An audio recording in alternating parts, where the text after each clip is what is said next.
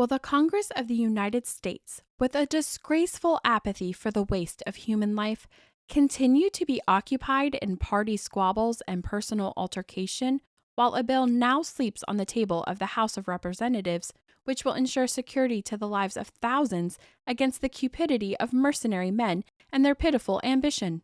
This quote was published in the Southern Patriot on June 19, 1838. Just 5 days after the steamboat Pulaski's boiler exploded, taking the lives of over 100 people. This incident served as a catalyst, causing Americans, like the author of this article, to push Congress to intervene in order to save lives.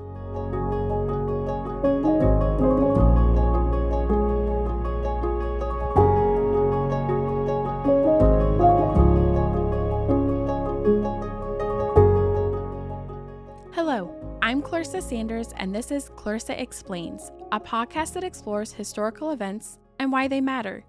This season, we're taking a deep dive into the history of disasters in the U.S. and looking at how they've left an impact on people, places, and laws. This is Explaining History, one story at a time. Today, we're going to look at the loss of the steamboats the Home and the Pulaski and really examine how these disasters pushed Congress to create some of the first legislation to protect consumers.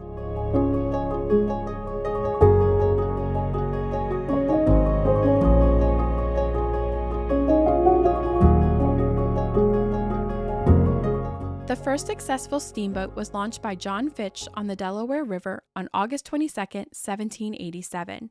But Robert Fulton is really credited with taking that invention and turning it into a money-making enterprise. Steamboats, whether they were on rivers, lakes, or the Atlantic, became a booming industry. They were a crucial part of the Industrial Revolution because they transformed transportation and trade. Goods simply moved faster across the U.S. through its major rivers and along the East Coast, expanding markets and increasing efficiency. They were also deeply intertwined with the institution of slavery. In the antebellum period, slave owners were investing heavily into steamboats, and much of that backbreaking work of creating levees, clearing debris from the waters, and more were forced upon enslaved individuals. If you'd like to learn more about this, I highly recommend Walter Johnson's book, River of Dark Dreams. In contrast, though, steamboats were also a fairly comfortable form of transportation and offered a lot of things like lounges, dining by famous chefs, entertainment, and more. But this convenience and luxury came at a cost.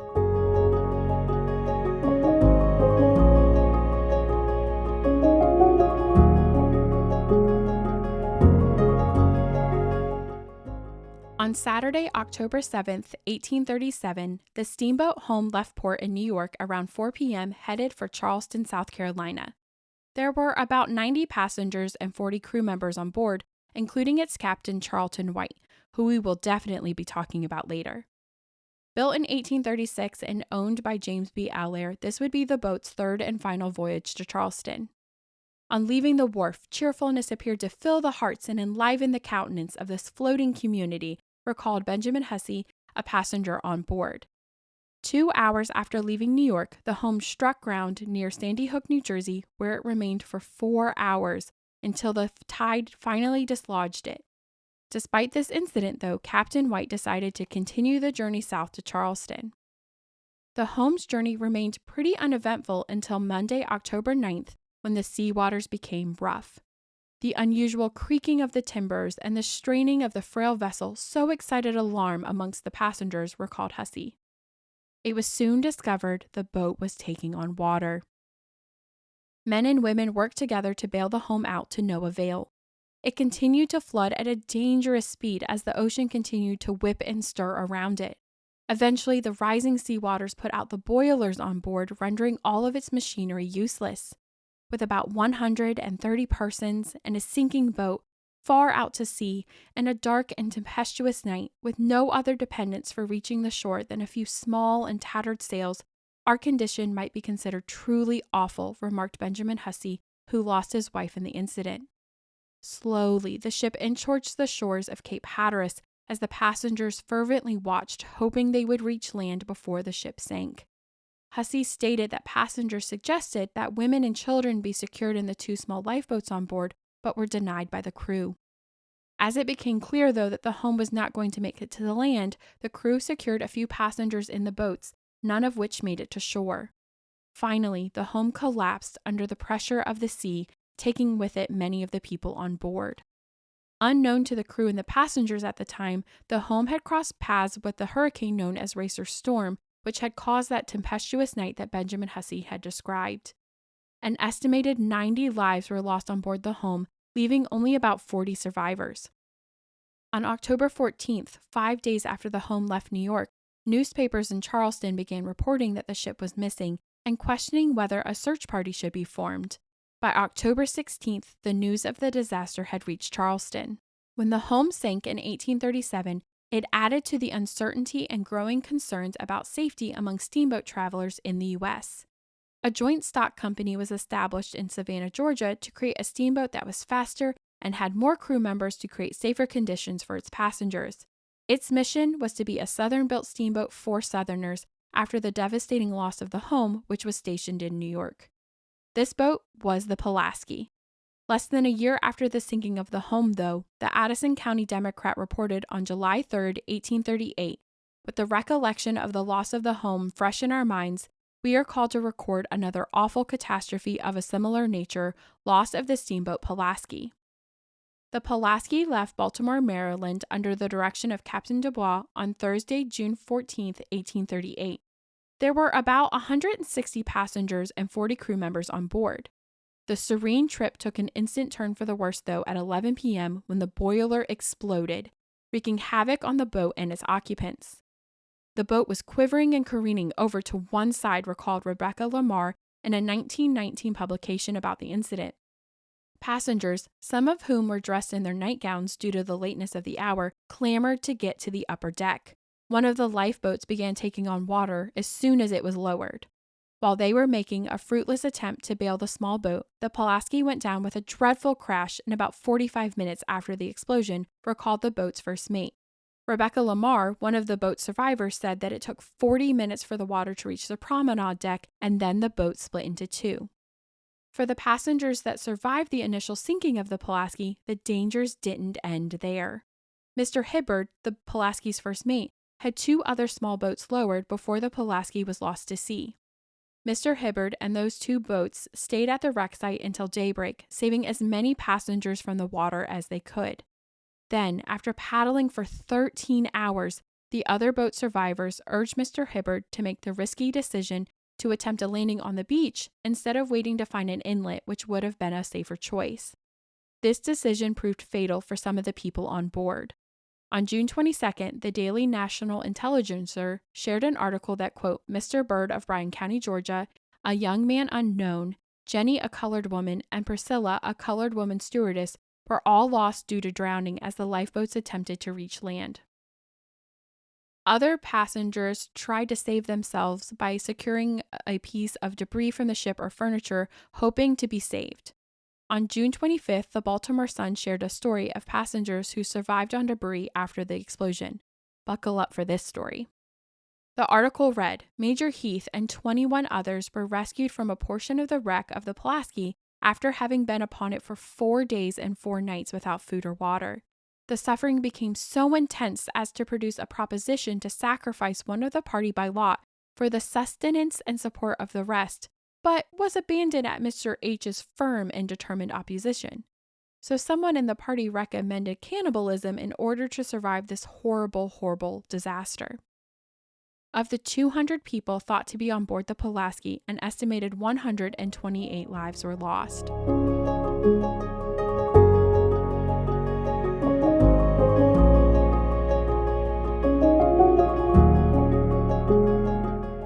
So why do the home and the Pulaski matter? As historians have demonstrated, steamboat accidents and explosions were not new to Americans.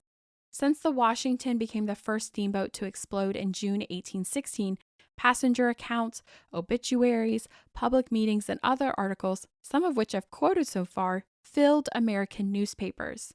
Steamboats also weren't known for lasting.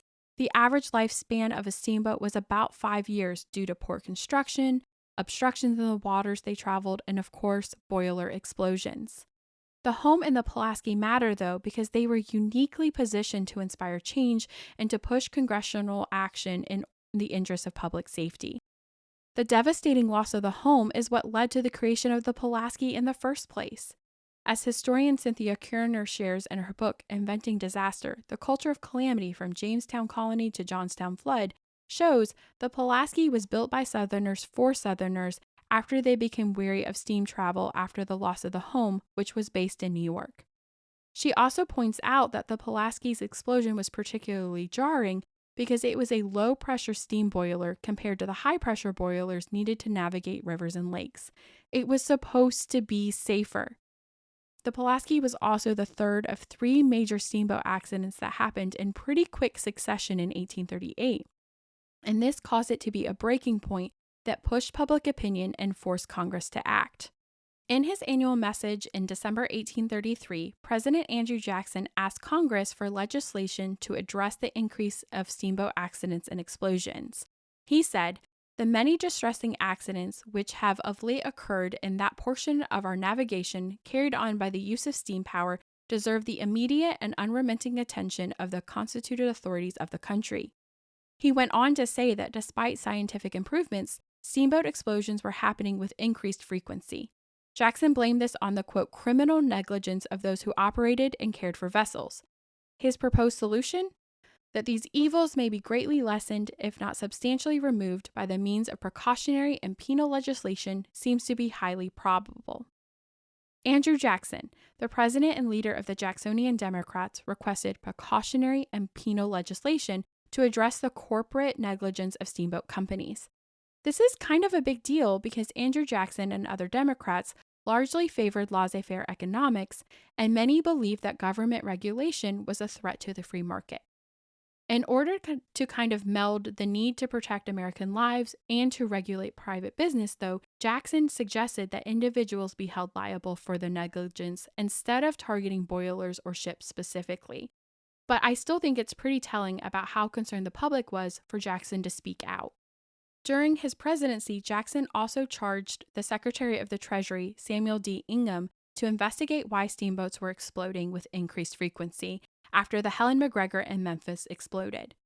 Ingham commissioned the Franklin Institute to find the causes, which was a mission the Institute had already begun on its own and had already started fundraising for. The Institute stated in its report that the goal was to determine if the reasons that were being given to the public about steamboat accidents, if that was true or not, and to propose some solutions to mitigate the explosion. The extensive report outlined the experiment process, it provided recommendations to strengthen steamboat boilers, and it improved some general safety. Notably, though, this work by the Franklin Institute was the first government-funded research project in the United States. Even with the request from the president and the Franklin Institute report, which was submitted to Congress in 1836, Congress failed to act. Then the home sank. While that incident did not result in a boiler explosion, many of the accounts that were published in newspapers across the East Coast laid much of the blame on the captain, a theme of negligence that we are going to continue to see. On November 20th, 1837, the New York Daily Herald published the account of a Mr. Caddy. It read, "About 4 o'clock, says Mr. Caddy, the first mate went to Captain Salter and said, 'I am sorry to say it, but Captain White is drunk, and if you have any mercy on yourself or the passengers, do go up and take the command.' Captain Salter went up to Captain White and found him sitting in his chair asleep from intoxication. Captain Salter addressed him and took the command and directed a sailor to watch him to prevent his rolling into the sea and made for land as fast as possible." The author continued, stating that it was a shame the captain of the vessel wouldn't be held accountable for his lack of attention and inebriation, and that such behavior should be considered a crime. He also went on to say that this behavior was leading to the sacrifice of, quote, thousands upon thousands of human beings, as our daily record shows. The public was outraged at this loss of human life, and so they organized. In October 1837, the citizens of Charleston held a public meeting to address the concerns over steamboat safety. The meeting organizers wanted to stop exposing people to, quote, the rickety, weak, and leaky steamboats, and to create a petition to Congress that requested inspectors be appointed, that the proper amount of lifeboats be on board, and that steamboats be equipped to handle a fire if one were to occur. The ultimate goal of this meeting, though, was to inspire immediate action in the interest of public safety. Meetings like this occurred with increased frequency following steamboat accidents throughout the 1830s. In December 1837, the President of the United States, now Martin Van Buren, again requested Congress to address the increase in steamboat incidents in the country. In his address, he said, "The distressing casualties in steamboats, which have so frequently happened during the year, seem to evidence the necessity of attempting to prevent them by means of severe provisions connecting with their custom house papers. This subject was submitted to the attention of Congress by the Secretary of the Treasury in his last annual report, and will be again noticed at the present session with additional details. It will doubtless receive the early and careful consideration which its pressing importance appears to require." Even with this request, it was believed that Congress was going to fail to act again, but safety on steamboats was being an increasingly large concern to the American public. In fact, steamboats like the Pulaski capitalized on this and used safety as a selling point. The Pulaski ran an ad in April 1838 that read, "Steamer Pulaski, Captain Dubois. For the great convenience and dispatch of travelers going north and south, the Savannah and Charleston Steam Packet Company have built at Baltimore a splendid steamboat called the Pulaski. No expense has been spared to have a vessel answer the purpose she is intended to accomplish.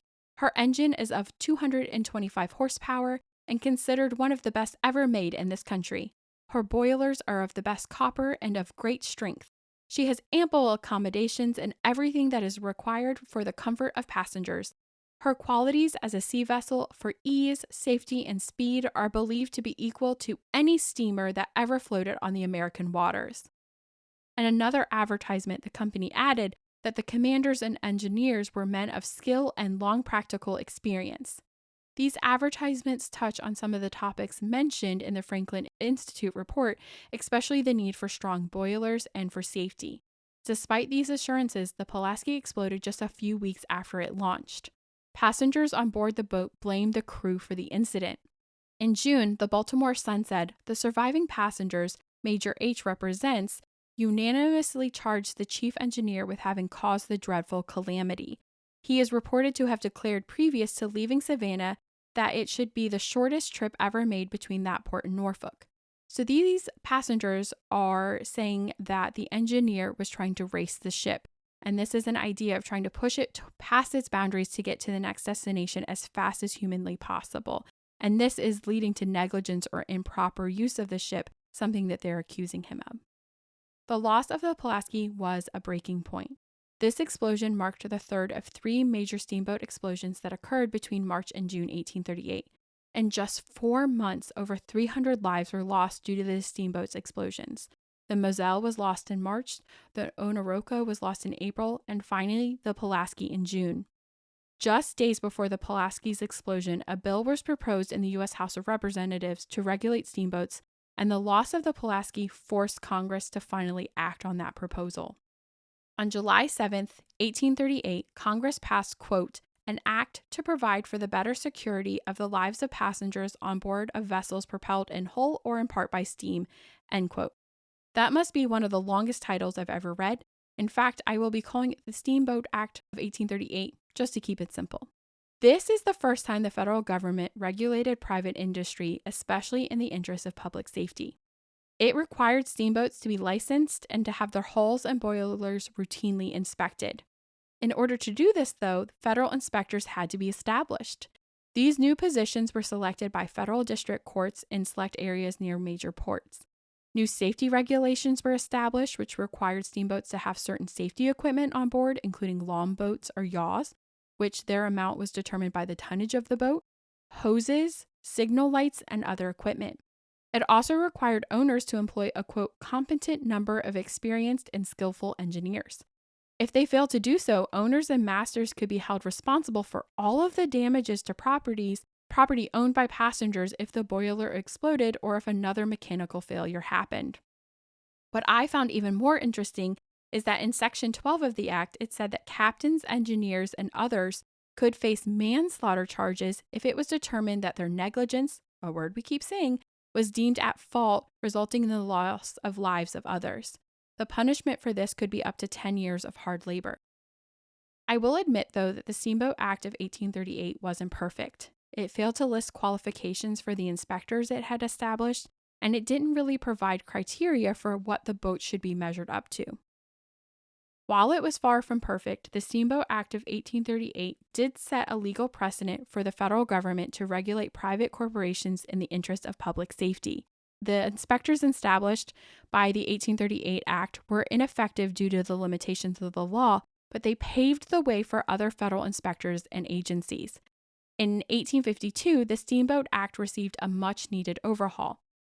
In this overhaul, it established the Steamboat Inspection Service, which gave inspectors the structure and guidelines that it needed to revoke licenses, conduct investigations, and refuse licenses, all of which led to less steamboat accident fatalities.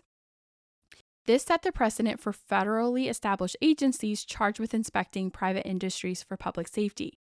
This regulation of steamboats was also cited in the Windham Committee Report of 1874 that investigated the railroad industry and ultimately led to the creation of the Interstate Commerce Commission. Since then, other agencies have been established, like the FDA or OSHA, things that we are familiar with that are aimed at keeping Americans safe. The act was also likely the first legislation by Congress that was based on research funded by the federal government. Ultimately, the loss of the Pulaski and its contemporaries pushed Congress to act, forever changing how Americans saw the role of the government in keeping its people safe.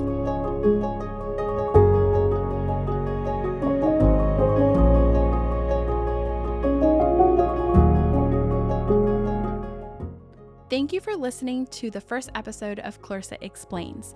If you've enjoyed today's episode, please be sure to follow and leave a review so fellow history lovers can find us. For show notes on today's episode or more information about the show in general, please visit our website at ClarissaExplains.org. Until next time, remember, understanding history starts with asking the right questions, and we're here to explain it one story at a time.